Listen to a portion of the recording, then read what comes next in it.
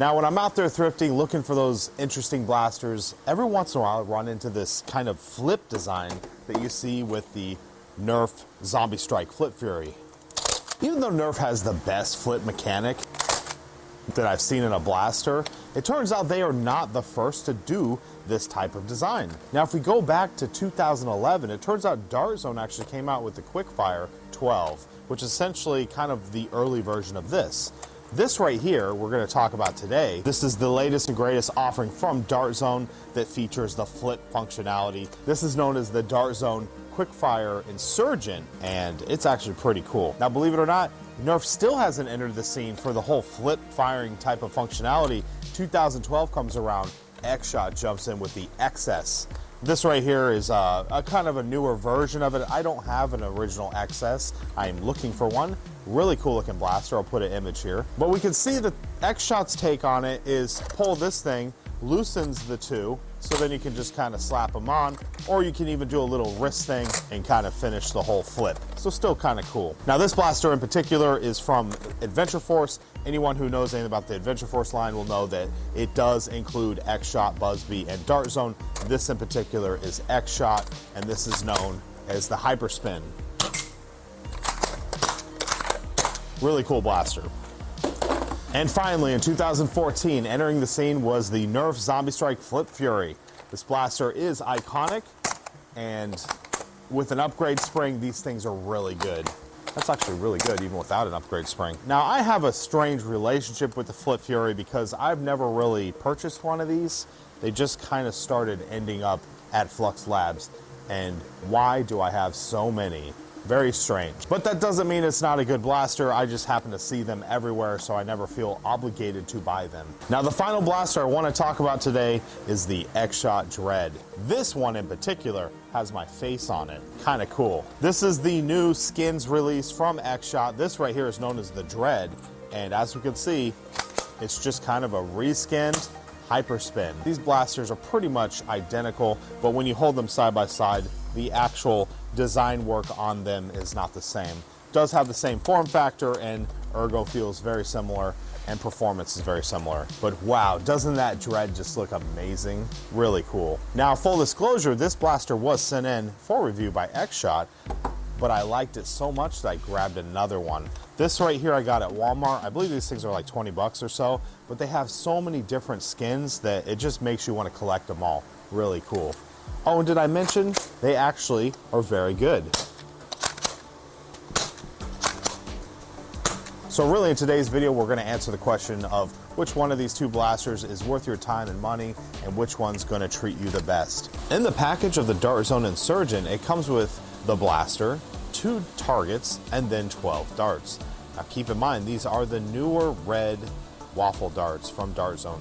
Very cool dart. Now in the package of the XShot Dread, this comes with the blaster and just 12 darts. Now fortunately, I've done some testing with these two. We've shot targets at 50 feet, and we've also got some chronograph readings, and I also have some things to say about the overall performance and ergo of these blasters. So first off, let's talk about the chronograph numbers. I'm gonna grab some chronograph readings off the XShot Dread. 82, 70, 83, 85, 80, and 82. So around low 80s. And moving on, let's take a look at the DartZone Insurgent.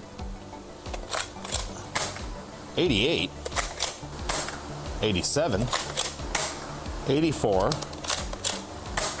88, 84, and duplicate. So a very consistent 83, 84. So we got the DartZone gear at our 50-foot indoor range. Let's see if I can even hit this target at 50 feet.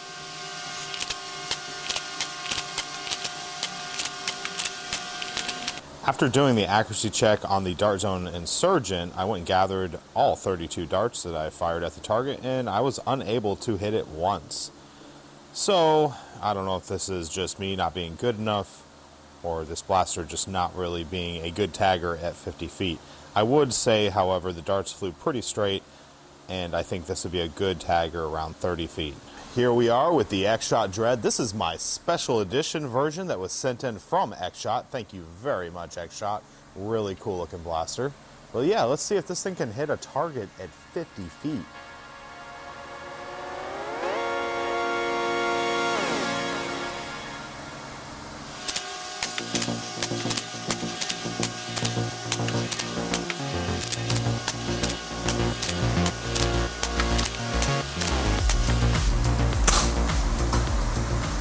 After doing some accuracy checks with the XShot Dread, it looks like these darts are pretty good. They're actually a little better than the old XShot darts, so happy to report that. Now, as far as accuracy at 50 feet, I was actually able to get a tag, so very impressive. Now, after doing some testing with these blasters, I have a few things to talk about. First off, let's just go over how they look and how they feel. As we can see, the XShot Dread is a larger blaster, and the pistol grip has a knuckle duster thing, whereas the DartZone Insurgent is a much smaller blaster and has no duster. So if you want to try to holster a blaster, this is probably the better of the two. Now, as far as ergo, they actually feel very similar. They're very comfortable, both of them. Very similar pistol grips. And although this one is bigger, it almost feels like the weight is almost similar. So I guess maybe the plastics they use on this are a little bit lighter, or they just have a lot more open space in here. Not sure, but they definitely feel kind of similar in weight. So now let's talk about operation of these blasters. I personally enjoy the Dread a lot more than the Insurgent. Having this little extra trigger thing right here that allows you to release the cylinders so you can flip them, or, you know, do one of these numbers, just kind of makes the blaster feel a lot better when operating it.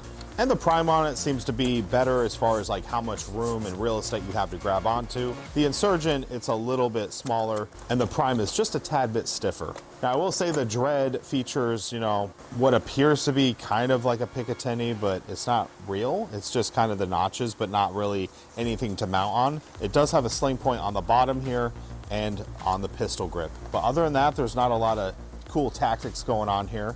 Now, on the Insurgent, we do have a sight that flips up. Kind of interesting design here. Guess you can really put an arc on something. Now, for tactical stuff, we do have a little bit of rail here. This almost looks like a Picatinny, or maybe it's a DartZone's proprietary rail. We have no sling points of any kind anywhere, and like I mentioned earlier, we do not have a knuckle duster, so this pistol would be easier to holster. So with all that said, what is my final thoughts? Which blaster is better than the other? I would say, considering this blaster right here cost almost, well, I got it for $20. This one I got for like $8. So in that regard, I think this is a pretty good deal, pretty good offering. Now, as far as how they look and what the cool factor, I think the XShot skins versions of this Dread are just truly phenomenal. These things look like hydro dips. I mean, they're just beautiful. And there are so many skins for these that I'm sure there's one of them that will speak to you. Very cool stuff. Also, I believe this blaster performs a little bit better, and I do like the indexing system better than the DartZone one. So me personally, I would recommend this. Now, am I biased because my face is on one of these? Maybe. But like I said, even though that was sent in for free, I still went out and bought one, and I'm probably gonna get some more because there's some other really cool skins I wanna get. But if you're on a budget and you want some good high performance, hard-hitting blasters for a cheap price, I think the DartZone Insurgent is actually really good. Well, I'm DrFlux. I wanna thank you for watching today's video. If you haven't done so already, make sure you're subscribed to the channel, hit that notification bell so you can see when we make new content. As always, be safe and happy foam flinging.